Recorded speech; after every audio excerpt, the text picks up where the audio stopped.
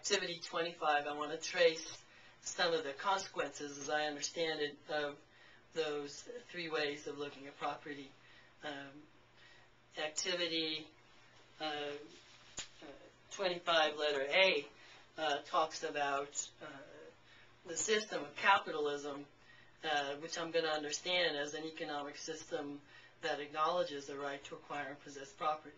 And so the purpose of government in this economic system would be to protect what you acquire and possess. Now, Johnson, a historian, points to the experience of Great Britain as evidence of the connection between this economic approach and prosperity.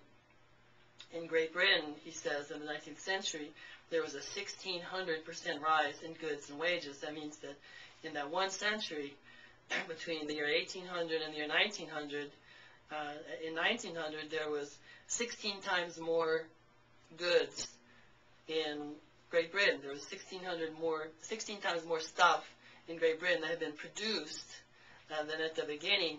Wages, standard of living was much higher, 16 times higher, he says, in Great Britain.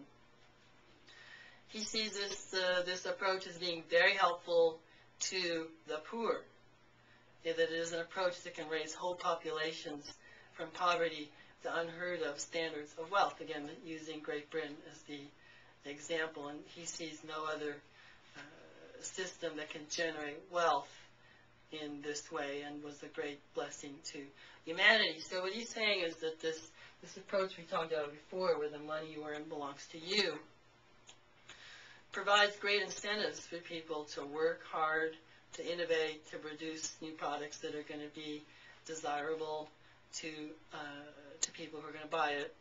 So he's seeing a connection between this and prosperity. This can be seen also in letter B with the experience of the Pilgrims. The Pilgrims nearly starved when they came here first to North America. They were very dependent at first on supplies being sent from England, and they were not able to produce the food that they needed, so they were starving. And if you read letter B, you can see the cause, that their first approach was there was just one common piece of land that everybody would go and work on, and that whatever they grew, that's what they had to eat. But the problem is they were starving because they were not producing very much food. And you can see why. There was people, you can see from what Bradford is saying, the women would not be willing to work with their children. They would say, we're too weak, we're too sick, we can't do it. But that changed completely when they changed how they handled growing. What they did was they assigned a piece of land per family, and whatever you grew, that's what you had to eat. And suddenly, everybody was working much harder. The women and the children were working, and nobody was saying, it's too hard, I can't do it. And that's how they went from misery and poverty to prosperity. So I'm going to say that this, sharing everything in common, is a recipe for poverty, and this, letting people keep what they acquire, is a recipe for prosperity. I think that is borne out by letter B. If you look at the supplementary material for this activity, the experience of Virginia, as I was reading a history book about Virginia, I didn't know, I was surprised to find that they had the exact same experience that I'm going to read from it. When our people were fed out of the common store and labored jointly, glad was the man that could slip from his labor. You would be glad to just not work because you would benefit from everything people produce but not put any work into it.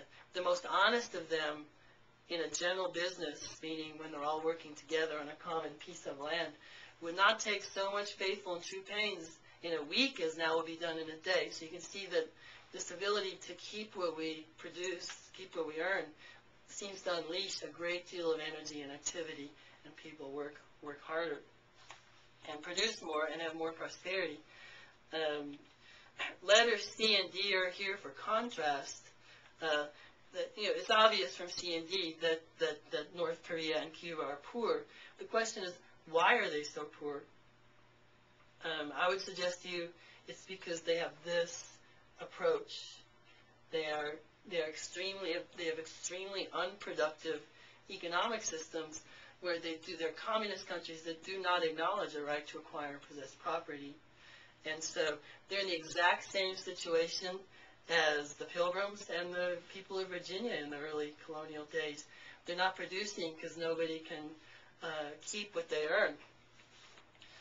There was a quotation that I didn't include in the activity from Cuba where Raul Castro, or this is in a newer version of the book, Raul Castro is chastising his countrymen for failing to improve production of milk. He says, to have more, we have to begin by producing more.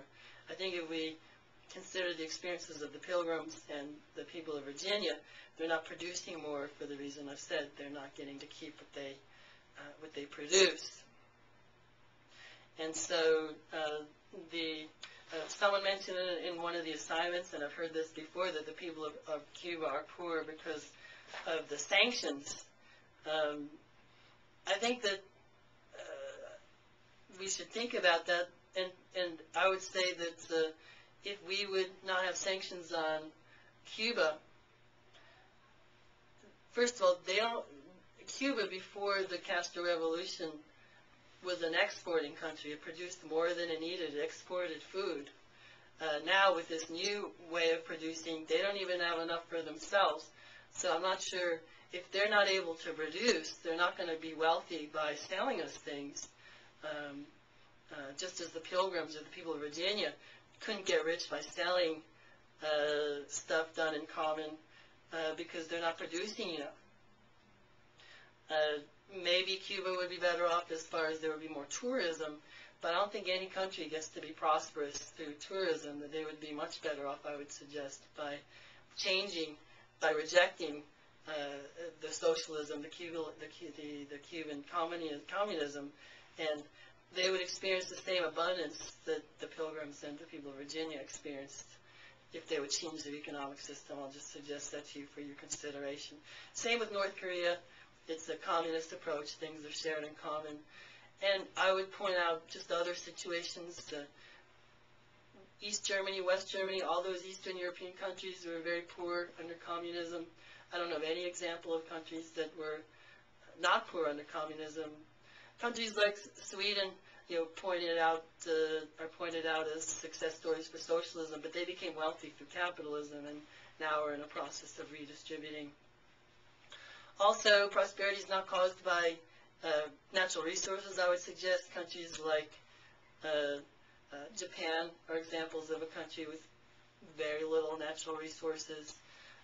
Places like Singapore, Hong Kong. It seems to be the economic approach that leads to prosperity, not natural resources or other considerations.